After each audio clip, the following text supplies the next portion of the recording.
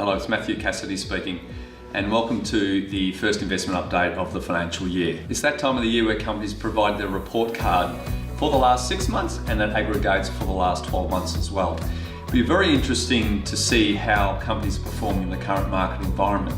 Obviously, it's been a very buoyant period, very prosperous overseas, and the Australian market seems to be battling away. The past 3 months in Australia were pretty good for share markets. We were up about 8.5% with both capital and dividend accrued. The Aussie market really benefited in the last 6 or 7 weeks of the quarter through to 30th of June due to weakness happening in other parts of the region, in fact. And it's really actually a good example of just how much of a global world we live in to see the effect of what was some pretty heavy selling in emerging markets, particularly in China, through May and June. The Chinese share market's down over 20% in fact. And the Aussie market benefited from that in large part because it's seen as the most defensive market within the Asian region. Just as a bit of a guide for those investors in Asia, or non-Japan Asia as they call it, Chinese shares make up about 1/3 of that index.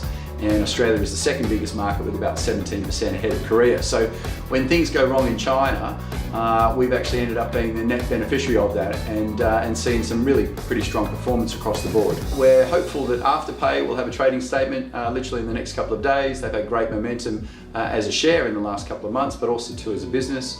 Remembering that in May they announced the rollout of their US operation, and they've had some really good momentum there in terms of signing up new retailers and new customers. And only last week they announced a co-promotion with Revolve Clothing, which are a very large and well-regarded fast fashion retailer, specifically targeting their millennial cohort.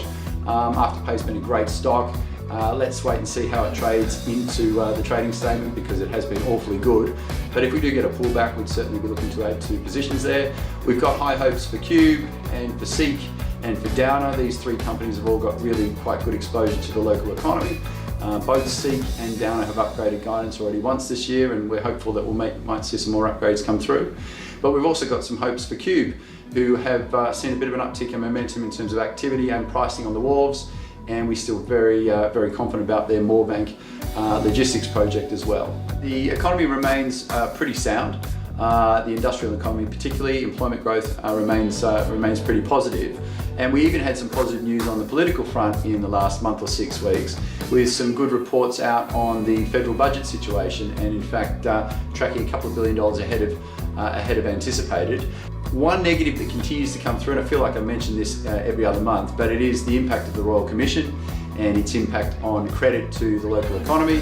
I've flagged up on several occasions how liquidity is being drained from the global economy, no less in Australia, where money supply growth is running at 1990s recession levels and unlikely to be turning around anytime soon. We've started to see some real world examples of that lack of liquidity hitting the economy. Here in Melbourne, we had a very large boutique property development firm going bust, and we continue to see evidence out of the real estate agent, and again I'm using Melbourne as an example, where buyers and sellers are some 10 to 30% away in price terms, and clearance rates at the weekend just gone are still in the mid to low 50% range nationally, which again is about a 4 or 5 year low.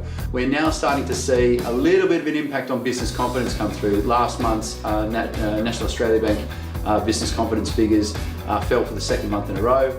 Again, we're coming off decade highs, but interestingly, with the falls we've had, we're now at about an 18-month low in terms of how corporates see the outlook for employment. And employment's been very strong the last couple of years, so that's really starting to turn over. Construction is the third biggest employer nationally, and it's been one of the fastest growing sectors. So if we do start to see a bit of an impact on construction from banks tightening up their lending criteria, we might actually start to see a bit of a drift in economic momentum sooner than perhaps even I thought. Looking forward to working with you during the year. We believe this year will be some volatility, and we'll need to keep an eye on the ball in relation to where the opportunities will be, and there'll certainly be some periods, no doubt, of some higher cash holdings. Thank you very much.